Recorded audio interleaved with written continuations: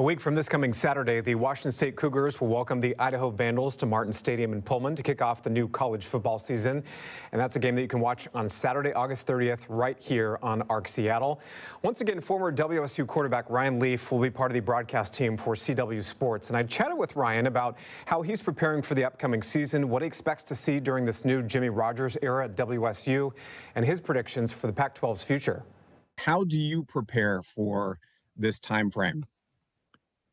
Well, I try not to, dive too deep into anything that goes on in the off season because, as we know, these can change so quickly.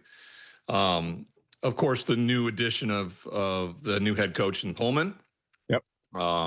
What that's going to mean in terms of what the offense is going to look like. I think for the longest time, you've seen an offense in Pullman that's just been kind of a high wire act. It's going to be throw it all over the yard. And I think we're going to see more of a physical, defensive-minded football team, which, I think probably isn't necessarily as fun to watch if you are a fan. If you're an analyst like me and a Coug alum, I just want them to play well and win, however that looks like, and I don't mind games that end up 7-6 if you win it. Right. And that's what I'm excited to see with these teams. Oregon State's went out and found themselves a quarterback. What are they going to do with that? They play each other twice this year in the last season of this Pac-2 Pac-12 conference, and so I'm excited to get to Pullman here in a couple weeks. A little Idaho versus Washington State to kick the season off. And I wanted to ask you, and you kind of touched on this a little bit too, but are there things that you are excited to see with the Jimmy Rogers era as opposed to what we saw under Jake Dickert before he left to go to Wake Forest? Are there things that you're liking that you're seeing so far with the Coug team overall? I mean, I like how people have, rallied behind him. I've had a chance to cover him.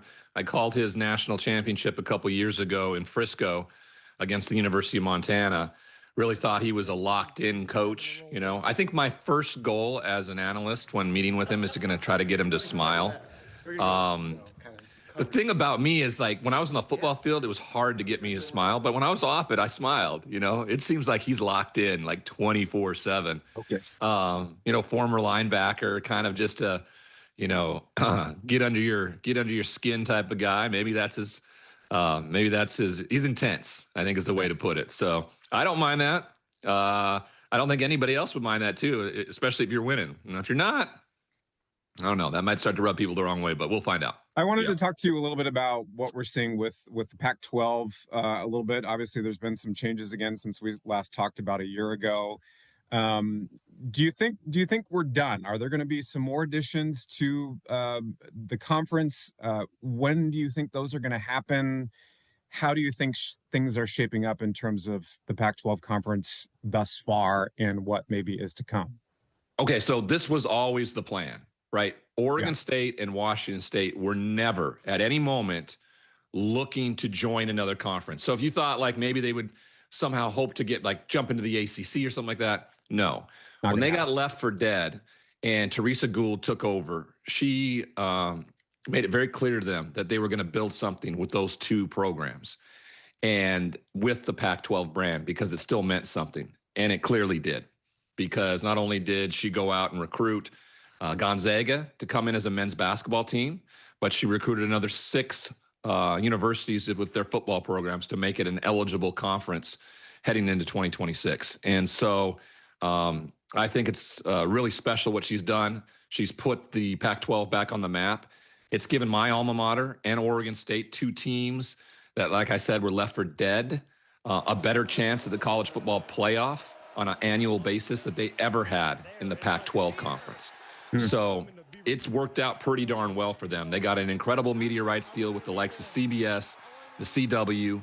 I'm excited on what the future holds for the next, 6 years for the Pac-12 conference. And then you may not know what is going to play out when the media rights deal for the college football playoff comes up, because I really do think that's when it's going to be, where you either, mend it or it breaks. And I'm pretty sure it's going to break into a National Collegiate Football League, which means the Pac-12 conference as a brand, when other teams come scurrying back from around the country to a conference that is stable in the NCAA, they're going to be the ones that decide whether or not to let them in or not, and luckily enough, we have people at the helm that will not be petty. They'll take the high road, and they'll make it the most competitive and best conference that they can when that time comes.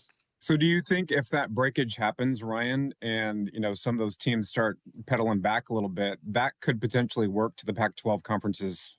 Yeah, definitely. The likes of Colorado, of Arizona State, Arizona, those teams aren't going to be able to afford to be an independent in the National Collegiate Football League, unfortunately, and so they're going to be in need of a conference. And the Pac-12 will have a very strong brand with a very good amount of competitive teams. Boise State was just a team that played in the college football playoff a year ago as a team that got an actual bye. So, I expect that to be the case. That's something that I thought would come a little sooner with the media rights deal with the college football playoff, but it looks like that's been put off a little longer. But at some point, it's just going to be untenable for all these other teams to have to do what they do for a travel part of it, that all those teams will have to ultimately go to independent, be outside the purview of the NCAA, have a czar, which I think Nick Saban would probably be the best czar you could have for the college football league you could. And there'll be anywhere from 18 to 22 teams in each conference, I think, and away they go. Who knows when that happens? I assume it's going to be probably played out when the media rights deal is up and up for renegotiation. A week from this coming Saturday, the Washington State Cougars will welcome the Idaho Vandals to Martin Stadium in Pullman to kick off the new college football season. It's a game you can watch on Saturday, August 30th, right here on Arc Seattle. Yes, once again, former WSU quarterback Ryan Leaf will be part of the broadcast team for CW Sports. And I chatted with Ryan about the impact of the NIL on college football and what he thinks of the recent changes to the game compared to his days on the field at Martin Stadium as a player. Here's part 2 of my interview. In terms of the NIL, what do you think the impact of the changes that's happening with that? How is that impacting smaller programs, kind of like your Wazoos, compared to, a program like Alabama, for example, and in trying to recruit and even retain some of those student athletes? How is that playing into all this too, do you think? Well, I think where it hurts a team like Washington State is when you recruit and you develop a young player like John Mateer, and you see him go to a blue blood program because you can't afford him. That's what's tough to see. But if you start recruiting players in a way where you have an idea that this kid, if developed appropriately, could be a really good player, and you get a couple years out of him, you can be a strong team, flat out. You just have to be on the understanding that you are on maybe a cycle of a 2-year recruiting cycle in terms of window. You're going to lose the players that you develop, and that sucks because you develop these players as coaches, and they up and move because, listen, the chance of playing professional football is simply an incredible achievement. It's 1 in a million that you get to play in the NFL. So if you have a chance to go get paid life-changing money at a blue blood college football school, you have to take advantage of that. It's exactly what I said to John Mateer a few days before he decided to go to Oklahoma. I said, you don't owe us anything. You gave us what a fun year, and a year that there was so much indecision and so many unknowns. You gave us exactly what we want from a Coug player. And now if you have that opportunity to do better for your family and for yourself, because playing in the NFL is such a long shot, then you have to do that. You just do. And there'll be no ill will. At least there wasn't for me. And so that's my advice to everybody out there. You just do what you can with what you have, and you go play. I know some alumni have been upset about it. I'm not one of them. I don't care what the name on the back of the jersey is, right? I don't care where they play, what conference they play, what network they play on, or who their opponent is. I don't care. If they have a Coug emblem on their helmet and it says Washington State on their jersey on the front, I'm going to watch. I'm going to cheer for them. And I'm going to hope for the best, period. And so I know that's difficult to do. But a lot of times when I talk to a lot of alumni from Stanford, from Cal, and from other places around the country, when I've out on the golf course or something with them, I'm like, hey, just root for your team, root for your alma mater.